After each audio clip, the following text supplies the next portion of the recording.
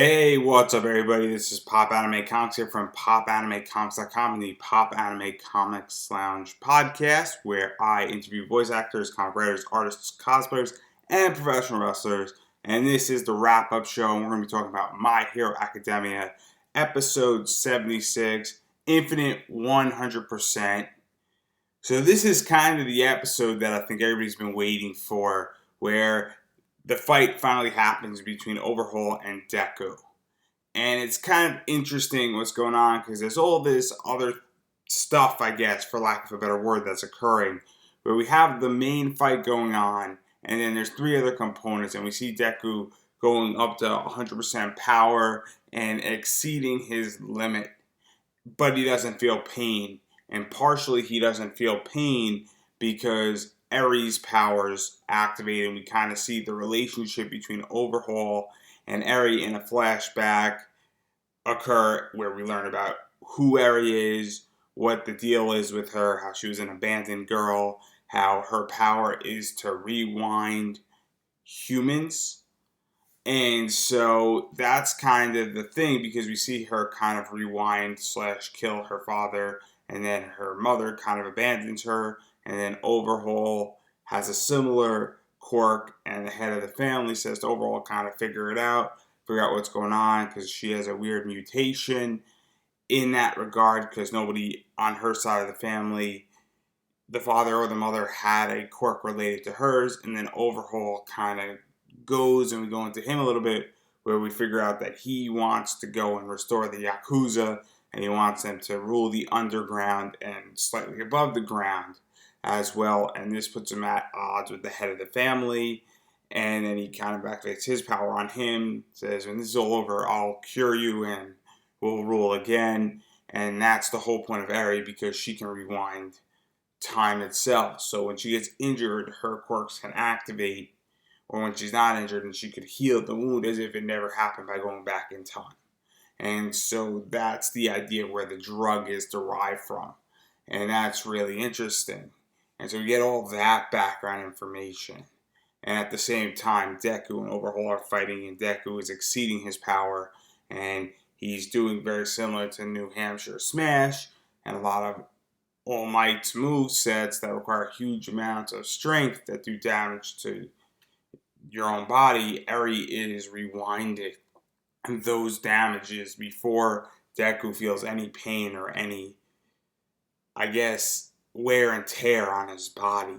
And so we see that fight entire take place, and we see that this is kind of the moment that Deku is transitioning from being, quote unquote, a student hero into becoming a hero, where he says, if I can't save one girl, I really can't be a hero.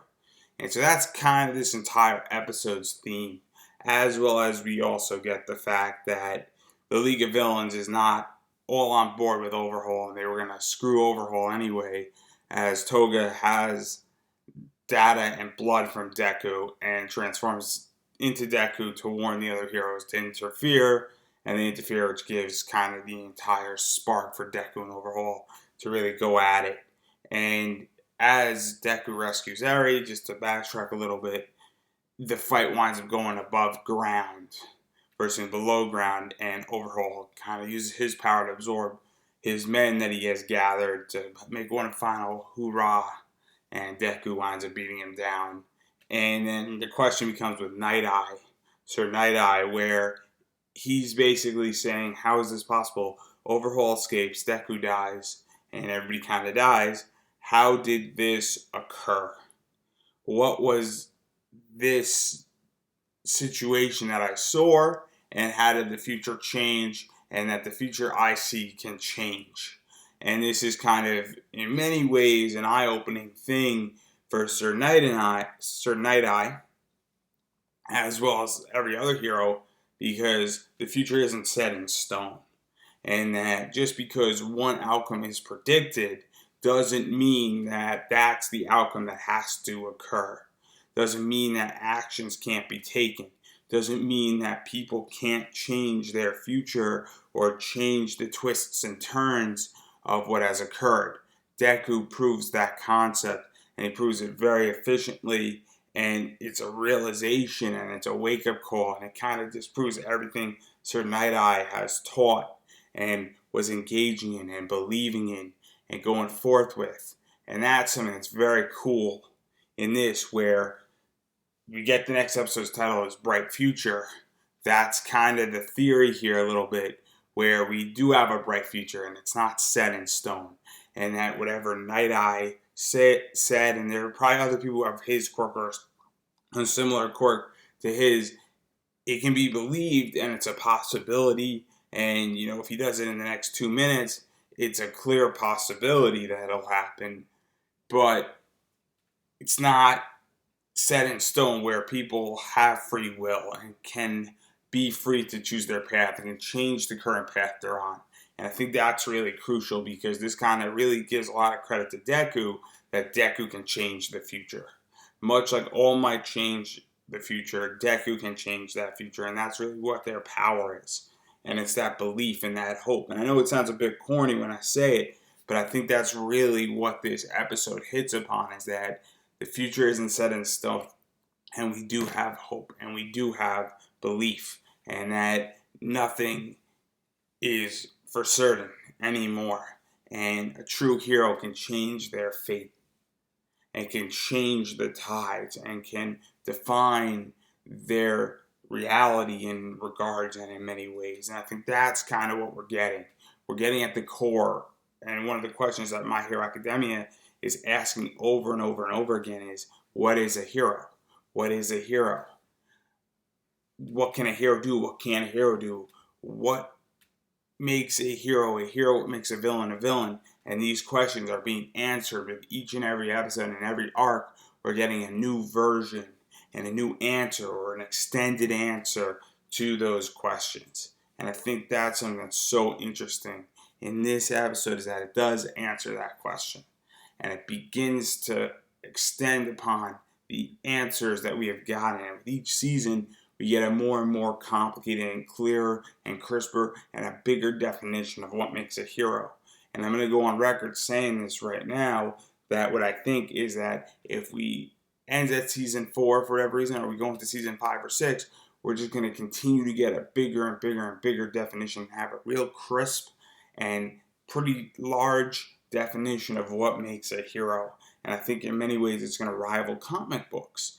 And I think that they're going to have to respond to this question, because comic books haven't been asked this question in a while.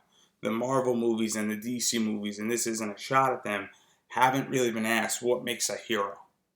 We haven't had those conversations in Marvel or DC, and I think My Hero Academia is forcing that. And I think a lot of people watch My Hero Academia, and a lot more people are going to watch it. So I think that those questions, I think Marvel, DC, in the next 5 to 10 years are going to have to actually respond to answering those questions that have been set forth by My Hero Academia. And that's something that I strongly believe in. I'm going to go on record. It's not going to happen tomorrow. I'll say it that way, but it will eventually happen. So that's my entire take on this episode. As every episode ends, I'm going to go through my social media. My website is popanimecomics.com. My Twitter handle is @popanimecomics. Instagram, follow me, now follow me. That's Pop Anime Comics. Facebook page is Pop Anime Comics. The podcast is the Pop Anime Comics Lounge.